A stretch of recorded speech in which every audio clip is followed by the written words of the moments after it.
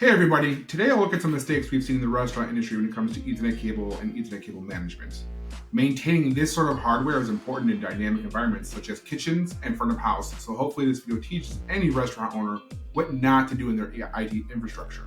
If you stay to the end, you'll see the most common problem which causes the most damage to the hospitality industry and leads to massive losses of revenue. Hey, I'm Diaz from F3 Technologies. At F3, we specialize in helping the hospitality industry, whether you have a restaurant, a bar, concert venue, or anything in the hospitality industry. We work with you on helping design your network infrastructure and supporting your POS. On this channel, we're going to show you guys the most common mistakes that we see and give you guys advice on how to avoid making those costly mistakes, which can cause massive issues for you guys on those Friday and Saturday nights. One of the most common mistakes we see is that people will put their Ethernet cables or their printers right by heat sources. So by the fryer, on the line, right where it's just gonna be sitting there under the heat lamp getting fried, and those cables just don't last. What we see happening is that customers will call in and say, hey, I don't know why this isn't working, and it's next to it, the fryer. So when those cables are too close to heat or they get fried, either we have to replace the Ethernet cable, hopefully it's a short patch cable, and hopefully we don't have to run a whole line, but we've had to actually run brand new lines because whoever ran them the first time ran them right next to the heat. The other thing that we see, which is common, is that people will run cables right by sinks and water areas. So they ran the cables through a patch panel, they run from the patch panel over to the keystone, and by the keystone is a sink.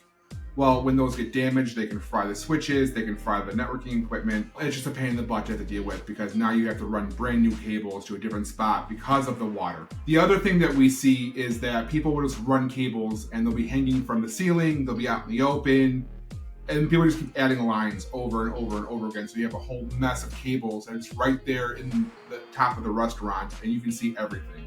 It's kind of an eyesore for customers. If you're trying to take that next step to become a next level restaurant, do you really want cables hanging everywhere? If you're learning anything in this video or any of our videos, please go ahead and give it a like and subscribe to our channel. We're trying to create some really great content for you guys to help restaurateurs take the next steps in their IT infrastructure, just with some friendly advice. In the beginning of our video, I promised you that we would tell you guys the most damaging things that we see. And so we'll hop into that right now. One of the biggest issues we see is nothing is labeled. So as you guys have run cables, nothing is labeled saying it goes to the kitchen printer, it goes to the front host desk. None of that's labeled.